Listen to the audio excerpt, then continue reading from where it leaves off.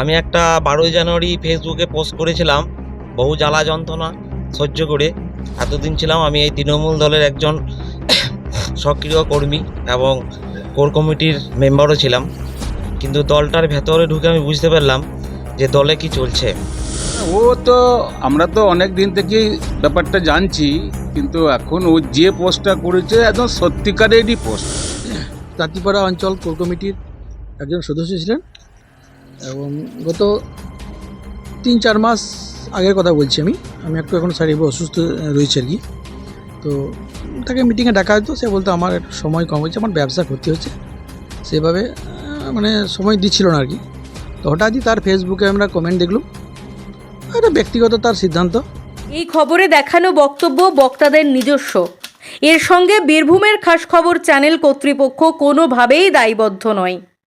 12ই জানুয়ারি যখন সারা রাজ্য, জেলা ও ব্লক জুড়ে তৃণমূল কংগ্রেস স্বামী বিবেকানন্দের জন্মজয়ন্তী উপলক্ষে যুব দিবস পালন করছে, সেই দিনই বীরভূমের রাজনগর ব্লক তৃণমূল কংগ্রেসের অন্তর্গত তাঁতিপাড়া অঞ্চল তৃণমূল কংগ্রেস কমিটির এক সক্রিয় সদস্য ও তৃণমূলের জন্মলগ্ন থেকেই ওতপ্রোতভাবে যুক্ত সেই তাঁতিপাড়া অঞ্চল তৃণমূল কংগ্রেসের সদস্য বাচ্চু দাস সোশ্যাল মিডিয়ায় পোস্ট করে লেখে, স্বামী বিবেকানন্দের জন্মদিন ও জাতীয় যুব দিবসের শ্রদ্ধা ও প্রণাম।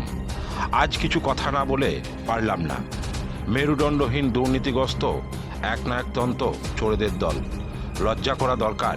স্বামী বিবেকানন্দের মতো মহাপুরুষের গলায় মালা পরানো তোমাদের মতো চোরেদের শোভা পায় না।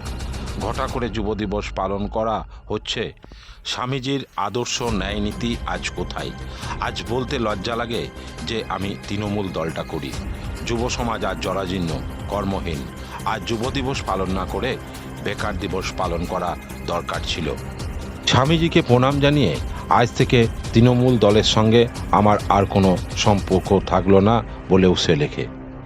স্বভাবতই একজন সক্রিয় তৃণমূল কংগ্রেস কমিটির সক্রিয় সদস্যের এই ধরনের পোস্ট যথেষ্ট আলোড়ন সৃষ্টি করে বিবেকানন্দের জন্মজয়ন্তীর দিনে। এলাকায় বাচ্চু দাস একজন প্রতিষ্ঠিত ব্যবসায়ী এবং সমাজসেবী যুবক হিসেবেই পরিচিত। গত পঞ্চায়েত নির্বাচনে সে তৃণমূলের প্রতীকে রাজনগর পঞ্চায়েত সমিতির প্রার্থী পদে লড়াই করেছিল, কিন্তু বিজেপি প্রার্থী অনুপ গণাইয়ের কাছে সে পরাজিত হয়। বাচ্চু দাসের বক্তব্যে উঠে আসে তৃণমূল কংগ্রেস চলে একজন নেতার কথায় রাজনগরে। তিনি সর্বসর্বা। নামকে ওয়াস্তে অনেক কমিটি থাকলেও বকলমে সমস্ত কমিটি তিনিই চালান। বাকি সব কমিটিরই সব সদস্যই গুরুত্বহীন। দুর্ভাগ্যবশত 12ই জানুয়ারি সে নেতারও জন্মদিন, তাই তিনি স্বামী বিবেকানন্দের জন্মদিনকে সামনে রেখে তৃণমূল কংগ্রেসের ব্যানারে কর্মীদের মাঠে ময়দানে নামিয়ে চাঁদা কালেকশন করে সারাদিন ধরে তিনি তার নিজের এলাকায় স্বামী বিবেকানন্দকে সামনে রেখে নিজের জন্মদিন পালন করেন বলে অভিযোগ। আমি একটা 12ই জানুয়ারি ফেসবুকে পোস্ট করেছিলাম বহু জ্বালা যন্ত্রণা সহ্য করে। এতদিন ছিলাম আমি এই তৃণমূল দলের একজন সক্রিয় কর্মী এবং কোর কমিটির মেম্বারও ছিলাম, কিন্তু দলটার ভেতরে ঢুকে আমি বুঝতে পারলাম যে দলে কি চলছে। একনায়কতন্ত্র। আমাদের তাঁতিপাড়ার নেতৃবৃন্দ বা আমিও ছিলাম, তো আমাদের কথার কোনো কাজ হতো না।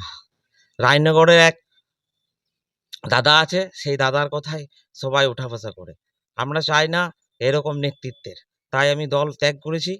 ক্ষোভ বিক্ষোভের মধ্যে দিয়ে দিন গুজরান করছিলাম। তো আমার বহু তিতিক্ষায় সেই দিনকে মুখ ফুলতে বলতে বাধ্য হয়েছি, কারণ আমরা তো তৃণমূল দলটা করতাম জন্মলগ্ন থেকেই। আজ 98 সালের আগে থেকেই, কংগ্রেসের আমল থেকে যখন সাইকেল চালাতে শিখি নাই তখন থেকে আমরা পার্টির সঙ্গে জড়িত। আমরা তাঁতিপাড়া জনগণ দেখেছে যে সিপিএমের কী অত্যাচার, কী দুর্ভিক্ষের দিন গিয়েছে। আমরা সংগ্রাম করেছি, মারামারি করেছি।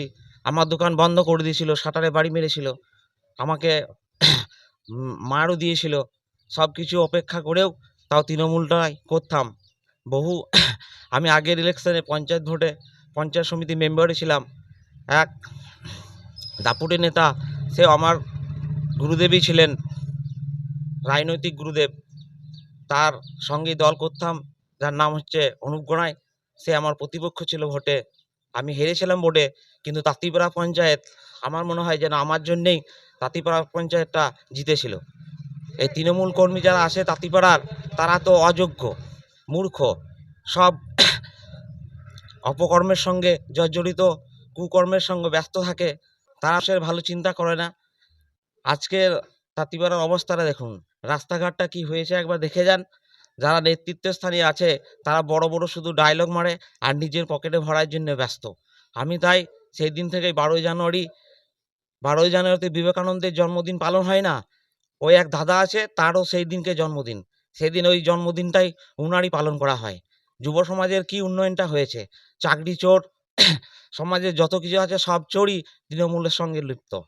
আগামী দিন কি করব সেটা এখনো ভাবছি আমি।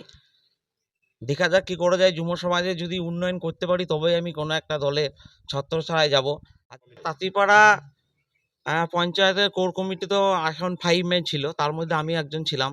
আর রায়নগর ব্লকের কোর কমিটির একজনই আছে, যিনি সভাপতি, যিনি সম্পাদক, সব উনিই দেখাশোনা করেন। ওর কথায় সবাই ওঠা বসা। ওর বাইরে যাওয়ার মতন কাউরির ক্ষমতা নেই। এই তাঁতিপাড়া অঞ্চল বলুন আর ভবানীপুর অঞ্চল বলুন, ওই একজনের কথাই বলবৎ সব কিছু, আর কিচ্ছু না। আমরা শুধু দুটো জগন্নাথের মাঝে ছিলাম, আমাদের কোনো দাম নেই। তাই আমি এই দল ত্যাগ করেছি। তবে বাচ্চু দাসের এই বক্তব্য ও ফেসবুক পোস্টকে খুব একটা গুরুত্ব দিতে নারাজ তাঁতিপাড়া অঞ্চল তৃণমূল কংগ্রেস কমিটির সভাপতি মলয় রায়। তিনি জানান তার ফেসবুক পোস্ট ও বক্তব্য সম্পূর্ণ তার নিজস্ব, সে বিষয়ে তাদের কিছু বলার নেই। কাউকে জোর করে আমরা দলে রাখতে চাই না। আর তৃণমূল কংগ্রেস দুর্নীতিগ্রস্ত এই বোধোদয় তার এত বছর পর হলো পার্টির সাথে যুক্ত থাকার পর, আগে কেন হয়নি? আগামী শুক্রবার কোর কমিটির আলোচনা সভা আছে, সেখানেই এই বিষয়টাকে আলোচনা করা হবে। তাঁতিপাড়া অঞ্চল কোর কমিটির একজন সদস্য ছিলেন এবং গত 3-4 মাস আগের কথা বলছি আমি একটু এখন শারীরিক অসুস্থ রয়েছে আর কি।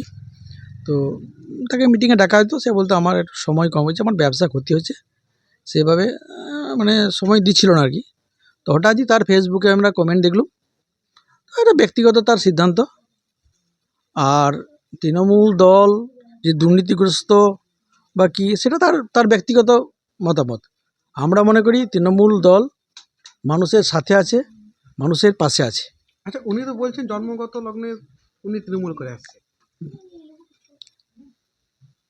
সেটা একটা পরিবার, সেটা তার বাবাও আগে কংগ্রেস করতো, তারপরে তৃণমূলের সাথে আমাদের সাথেই ছিল, সেটা অস্বীকার করার কিছু নেই। এগুলো ব্যক্তিগত ব্যাপার হচ্ছে আমি দায়িত্ব নিয়ে বলে দিই কেউ খারাপ কেউ ভালো, সেটা তার ব্যক্তিগত বিচারের উপর নির্ভর করে। নিজস্ব উন্নয়ন করার ব্যাপারটা কিছু নাই, নিজেকে একটু সময় দিতে হবে। এখানে উন্নয়ন করার ব্যাপারে মমতা ব্যানার্জি তো প্রচুর উন্নয়নের করেছেন, সেগুলোকে মানুষের কাছে নিয়ে যাওয়া, মানুষের সাথে একটু সময় দেওয়া, সেগুলো থাকারও একটা সময় থাকা চাই। সে যদি কেউ মনে করে আমি সময় দেবো, তাহলে সে মানুষের কথা ভাববো, তাহলে সে করতে পারবে। আর আমি বলবো তো ব্যক্তিগত কারোর সিদ্ধান্ত বা তার ভাবনা কি ভাবনা, সেটা উত্তর আমি দিতে রাজি নই। উনি তো কোর কমিটির তাঁতিপাড়া অঞ্চলের সদস্য ছিলেন। হ্যাঁ, বললাম তো, সে তো নিজেই বললে যে আমি সময় দিতে পারছি না, আমার ব্যবসা ক্ষতি হচ্ছে। এখন কেউ জোর করতে কাউকে করানো যায় না, তার ব্যক্তিগত সিদ্ধান্ত, তিনি তার সিদ্ধান্তে চলছেন, সেটা তার ব্যাপার। উনি এনেও বলেছে যে কোর কমিটি থেকেও কোনো সিদ্ধান্ত নেওয়া হয় না ওনার কাছ থেকে। না, আমরা তো কোর কমিটি যে আমাদের কমিটি আছে আর কি, আমরা আলোচনা করি, সমস্ত কাজ করি আমরা আমাদের তাঁতিপাড়া অঞ্চলে। হ্যাঁ, সেটা তার মত আমি ঠিক বলতে পারছি না, তো আমরা সেটা আলোচনা করেই করি। আর মমতা ব্যানার্জি তো ব্যক্তিগত সিদ্ধান্ত নেওয়ার মতো কোনো জায়গাগুলো রাখেননি। তিনি যা করছেন সার্বিকভাবে করছেন। মানুষকে যে সমস্ত প্রকল্পগুলো করেছেন, এখানে ব্যক্তিগত সুযোগই নেই। যেমন বার্ধক্য ভাতা, আবাস যোজনা, তারপরে লক্ষ্মীর ভাণ্ডার, সমস্ত সুযোগ, সেগুলো তো তিনি একদম সার্বিক করেছেন। এখানে তো আগে যেমন বামফ্রন্ট আমলে কী হতো, একটা সুযোগ এলে সেটা মিটিং করতে হতো কাকে দেওয়া যাবে, কিন্তু মমতা ব্যানার্জি যেটা করেছেন সার্বিক। এখানে আমাদের দলের লোকরা যাতে ওই জায়গায় ঢুকে কোনো মানুষকে সেই সুযোগ থেকে বঞ্চিত করতে না পারে, সেই সুযোগটি কিন্তু মমতা ব্যানার্জি কর্মীকে দেননি। তিনি সার্বিকভাবে চিন্তাভাবনা করেছেন মানুষ যাতে সার্বিকভাবে সুযোগগুলো পায়। উনি এই কথাটাও বলেছেন যে 12ই জানুয়ারি যে যুব দিবস পালন করছে সেটা কারোর ব্যক্তিগত জন্মদিন হিসাবে উদযাপন হচ্ছে। এটা ভুল কথা।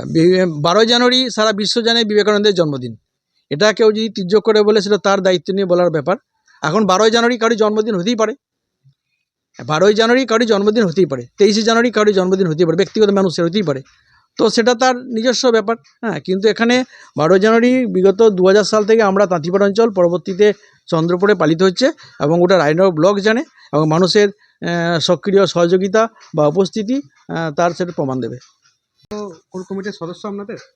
উনি দেখলাম ফেসবুকে একটা কমেন্টস করেছেন যে আমি এই দলের সঙ্গে কোনো সংস্পর্শ রাখি নাই। হ্যাঁ, এটা ব্যাপার। আপনারা কমিটি থেকে কি সিদ্ধান্ত নিয়েছেন? আমাদের এখনো কমিটি মিটিং ডাকা হয় না, ওদের শুক্রবার দিন মিটিং আছে।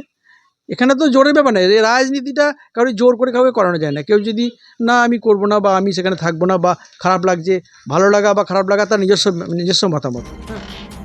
তবে জনমানুষে এটাও প্রশ্নচিহ্ন দেখা দিয়েছে, তাহলে কি বিধানসভা নির্বাচনে আগেই কোনো হেভিওয়েট পদ্মের নেতার হাত দিয়ে একদল যুবককে সঙ্গে নিয়ে বাচ্চু দাস পদ্ম শিবিরে যোগদান করছে? সে কথা সময় বলবে। তবে রাজনৈতিক সমীকরণ ও টানাপোড়েন যাই থাকুক, বাচ্চু দাসের তৃণমূল ত্যাগ ও ফেসবুক পোস্ট এবং বক্তব্য কিছুটা হলেও তৃণমূল কংগ্রেসের মাটি রাজনগর ব্লক, বিশেষ করে তাঁতিপাড়া অঞ্চলে কিছুটা হলেও নরম করবে, সে কথা বলার অপেক্ষা রাখে না বলে অভিমত এলাকার রাজনীতির বাইরে থাকা মানুষের।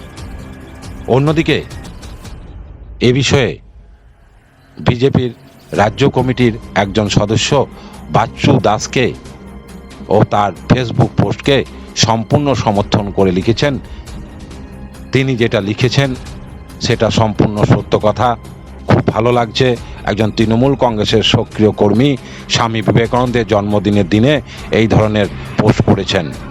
তাকে আমরা স্বাগত জানাই। যদি তার ইচ্ছা থাকে সে আগামী দিনে আমাদের দলের সাথে যুক্ত হয়ে মানুষের স্বার্থে, সমাজের জন্য, রাজ্য দেশের জন্য কাজ করতে পারে। আমাদের দলে কাজ করার সুযোগ অনেক, তাকে আমরা স্বাগত জানাই। না, আমরা তো অনেক দিন থেকেই ব্যাপারটা জানছি, কিন্তু এখন ও যে পোস্টটা করেছে একদম সত্যিকারেরই পোস্ট। এই পোস্ট যেভাবে ও করেছে তাতে আমি এই পোস্টকে সমর্থন করি। অ্যাকচুয়ালি ওখানে তো ওইভাবে তো কোনো বিবেকানন্দ জন্মদিন ঠিকমতো হয় না। ওখানে জন্মদিন যেটা হয় অ্যাকচুয়াল সেটা সুকুমার সাধুরই জন্মদিন হয়। ওই জন্মদিন ওদের বিবেকানন্দ গলায় মালা পরানোর কোনো নৈতিক অধিকার আছে বলে আমরা বিজেপি মনে করি না। ওটা যেভাবে গোটা গ্রামের কালেকশন মানুষকে ভয় দেখিয়ে, গ্রামে প্রত্যেকটি গ্রামে গ্রামে ঘুরে এবং দরজায় দরজায় যেয়ে বলে তুমি লক্ষ্মী ভাণ্ডার পাও, তোমাকে এত টাকা লাগবে, এইভাবে কালেকশন করে যুব দিবস, এটা জুলুম, এটা তৃণমূলের কালচার। আর এই চোর দলের এটাই এদের আদর্শ। এদের আদর্শ বললে কোনো কিছু নেই।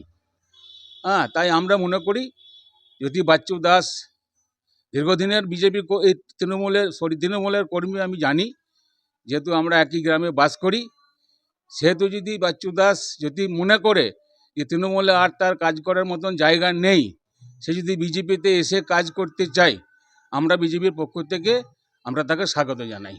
সে আসুক, আমাদের দলে কাজ করার সুযোগ আছে, সে কাজ করুক মানুষের জন্যে, গরিব মানুষের, মেহনতি মানুষের, জনগণের জন্য কিছু করুক। তৃণমূল তো জনগণের জন্য কিছু করেনি, যা করে সব নিজেদের জন্যই করেছে।